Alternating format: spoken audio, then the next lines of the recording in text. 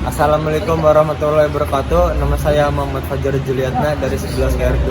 Di sini saya akan menjelaskan sensor-sensor pada sistem EVI.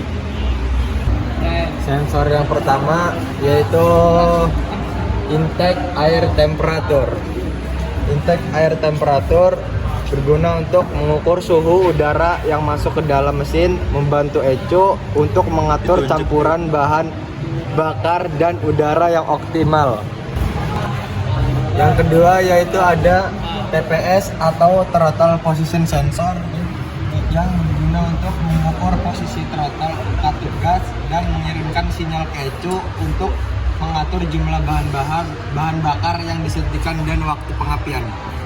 Yang selanjutnya yaitu ada manifold pressure sensor yang berguna untuk mengukur tekanan udara di dalam intake manifold, membantu ECO untuk mengukur jumlah bahan bakar yang disuntikan dan waktu pengapian.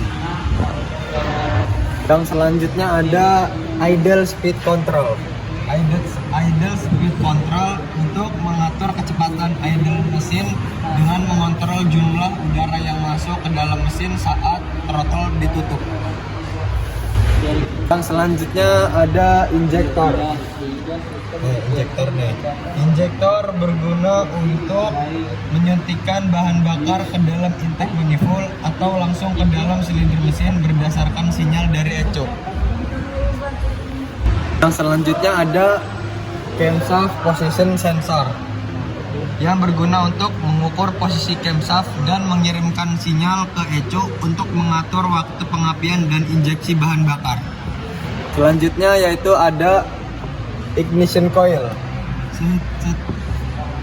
yang berguna untuk menghasilkan tegangan tinggi untuk menciptakan percikan api di busi sehingga campuran bahan bakar dan udara dapat terbakar.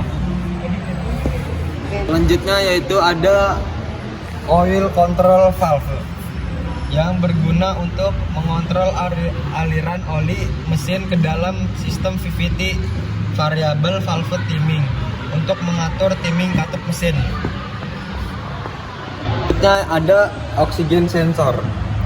Oxygen sensor berguna untuk mengukur kadar oksigen di dalam gas buang, membantu ECO untuk mengatur campuran bahan bakar dan udara yang optimal. Selanjutnya yaitu knocking sensor. Knocking sensor berguna untuk mendeteksi getaran abnormal pada mesin yang disebabkan oleh knocking atau pinging, membantu ECO untuk mengatur waktu pengapian dan mencegah kerusakan mesin. Selanjutnya yaitu ada water temperature sensor. Water temperature sensor berguna untuk mengukur suhu cairan pendingin mesin, membantu ECO mengatur campuran bahan bakar dan udara yang optimal, serta mengatur sistem pendingin mesin.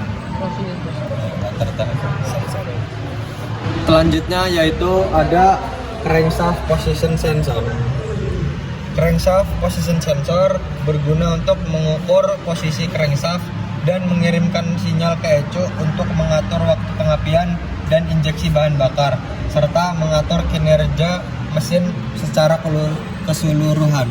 Selanjutnya ada CKP NCMP sensor yang berguna untuk mengukur posisi crankshaft dan mengirimkan sinyal ke ECO untuk mengatur waktu pengapian dan injeksi bahan bakar. CMP sensor mengukur posisi crankshaft dan mengirimkan sinyal ke ECO untuk mengatur waktu pengapian dan injeksi bahan bakar serta sinkronisasi katup mesin. Lalu ada fan motor. Fan motor berguna untuk menggerakkan kipas pendingin untuk menurunkan suhu mesin dan radiator, menjaga suhu mesin dalam batas normal. Selanjutnya ada fan relay. Fan relay berfungsi untuk mengontrol kipas pendingin dengan mengaktifkan atau menonaktifkan fan motor berdasarkan sinyal dari ECO atau termostat sehingga kipas pendingin hanya bekerja saat diperlukan.